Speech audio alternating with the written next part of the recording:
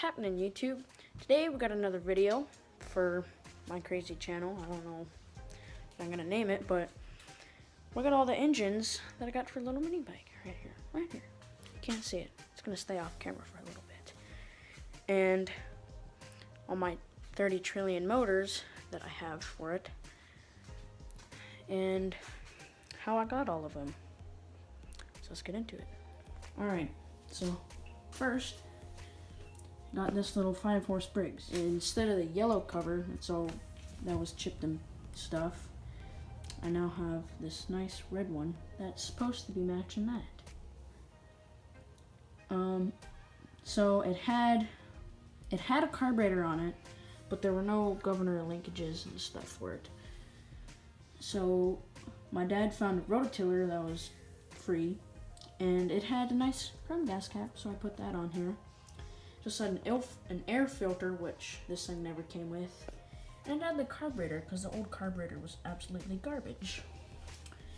So I rebuilt the carburetor, I cleaned the air cleaner, painted everything to make it look a little bit more beautiful, including this tank, not including this tank. It's dirty, and the actual engine block is absolutely filthy. And then I cannot get off the stupid exhaust pipe here, which does absolutely nothing other than nothing.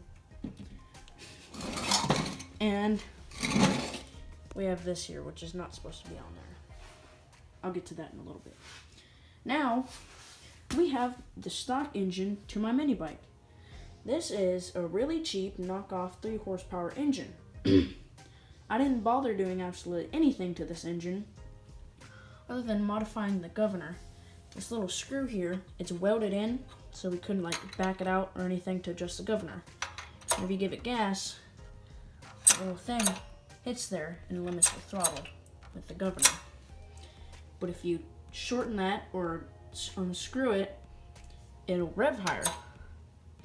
So what I had to do is I had to go to the back of that screw there and cut it, so that way it'll rev faster. There's also a lot of things that could go wrong with that. One, your flywheel could absolutely explode and kill you. Two, it could hook a rod and you're done. And then, I gotta go grab a Phillips screwdriver. Don't mind my absolutely filthy workbench. I'm gonna take off this air cleaner here and show you how bad it looks in here.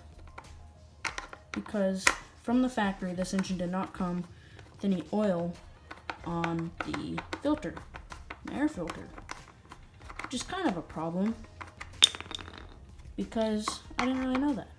Neither did my dad, who won this thing for like $5. So we just rode it for a while. We rode it for about 2 years. Absolutely nothing. I haven't even bothered cleaning any of this. Any of the inside. Take this off. And yeah, we got problems. That's all dust. And the camera can't really pick it up. But there is dirt and grime in the carburetor, which means there's probably that in the engine. And then I oiled this, not really good, still dry over here.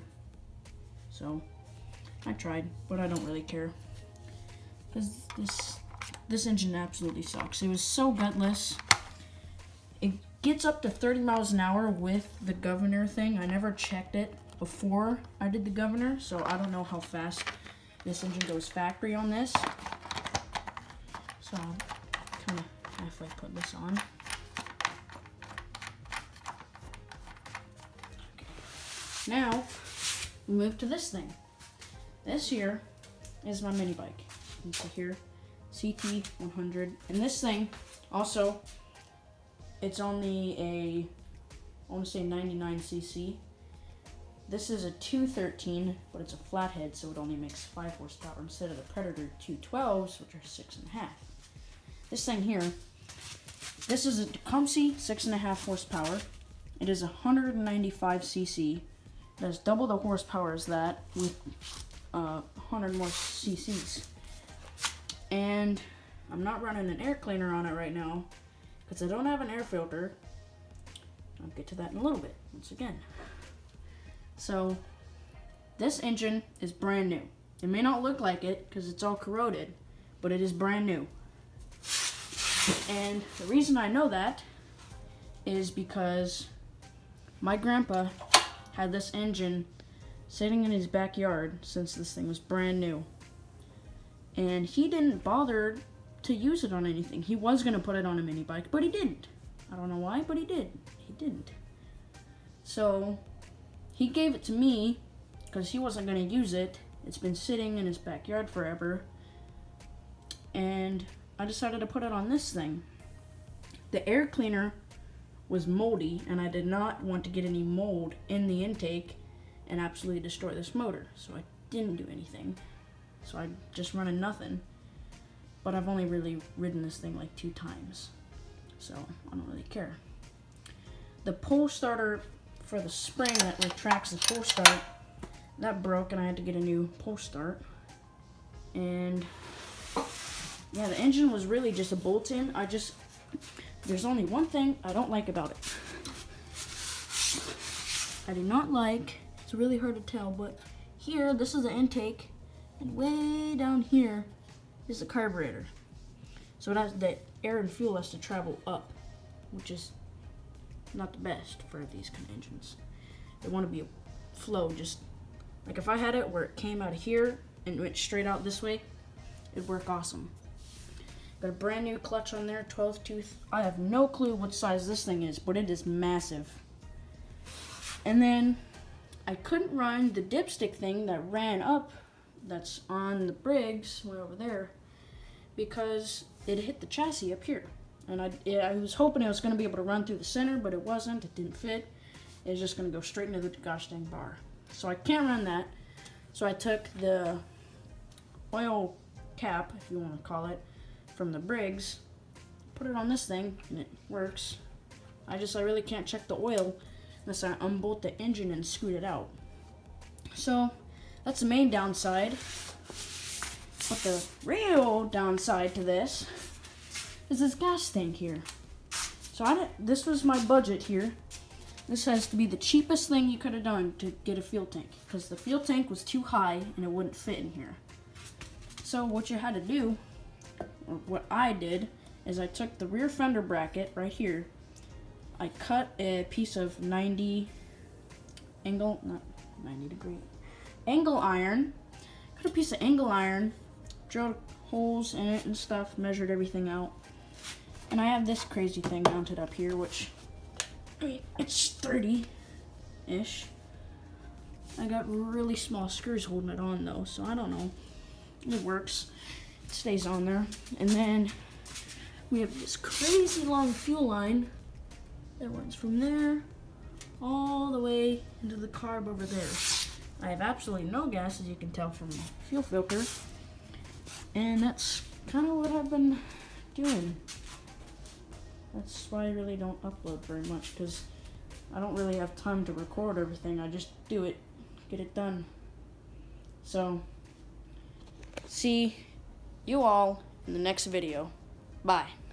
Also, forgot to mention where I got all these, one of the engines.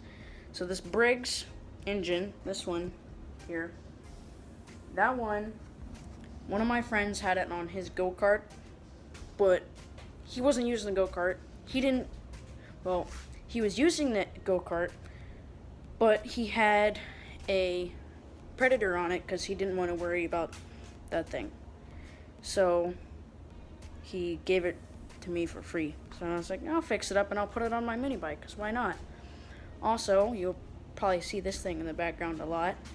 This is a 1974 Plymouth Duster. It has a 360 board and stroked to a, I just spaced out there. That's a 360 board and stroke to a 408. It's a factory 4-speed car, but this thing has so many switches, absolutely nobody's gonna know what the heck all these do.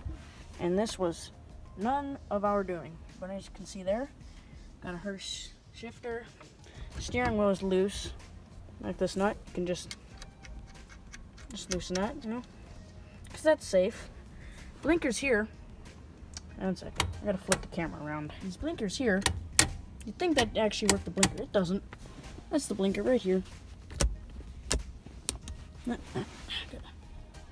That's the blinker. Radio, that's the radio. Yeah, it's not up here. It's back there. I don't know how in the world you change channels and stuff on that. But yeah, it's a project car. Big time project car. So, let's look at the old front end there. Oh yeah, she's a beaut. It's a real beaut. And it has a Ford scoop on it too, which sucks. It needs the actual factory scoop.